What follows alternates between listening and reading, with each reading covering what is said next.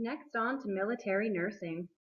Wars within Canada and internationally provided opportunities of power and independence normally denied to women on grounds of gender inferiority. Characteristics that recruitment officers were seeking in their future nurses were that they were physically, intellectually, and psychologically superior, as well as sexually chaste and unmarried. They were to possess good manners, positive attitudes, to be feminine in appearance, and have superior executive skills to supervise those they considered servants, also known as orderlies and scrubbers, and to supervise and manage the patients. Canadian nurses were portrayed as hardy, adventurous, accustomed to primitive conditions, and efficient at making do. They were also positioned as being inferior in comparison to the proper British trained nurses. The military nurses were expected to be obedient and feminine, but they also had a wide range of responsibilities within the military hospital. Responsibility of all domestic issues, including the cleaning, the decorating, ordering food and supplies, looking after the boys or patients, supervising orderlies. They were also expected to plant gardens, to do the sewing and mending, to help boost morale of the soldiers and write letters back home for them. Historically, nurses have been silenced, as historians focused on the battle and the soldier's perspective. They also tried to minimize the image of an independent heroine female, because this contrasted with the expected image of females to be feminine and obedient. For the most part, nursing sisters maintained their proper silence regarding the harsh or controversial aspects of war. However, there were a few diary and memoir accounts that depicted what actually went on in these times and what were the nurses working in. A nurse sent to the Lemnos War, which happened between 1915 and 1917, there was stated to be a lack of water and sanitary conditions that caused as many deaths or more than the battle wounds.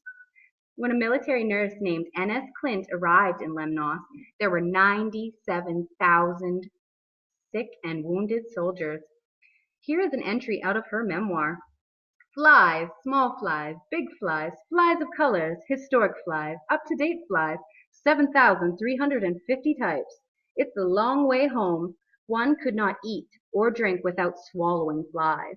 The table swarmed with them. Every patient's dressing removed required another to stand by fanning vigorously. As a cloud of pests prepared to settle, pus and maggots abounded and wounds would not heal.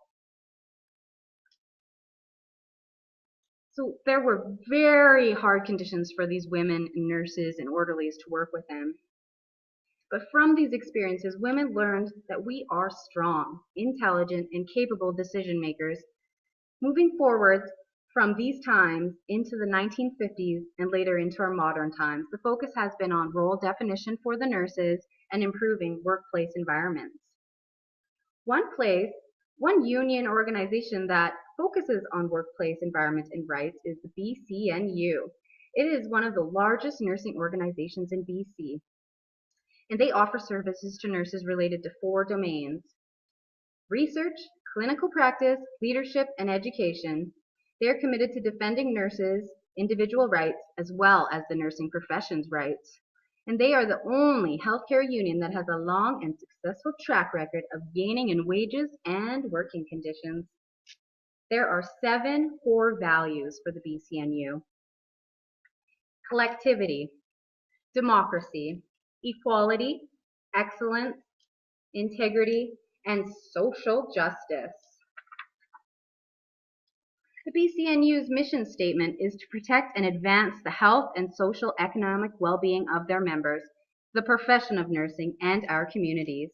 Their vision statement is to be the champion for our members, the professional voice of nursing, and the leading advocate for publicly funded healthcare.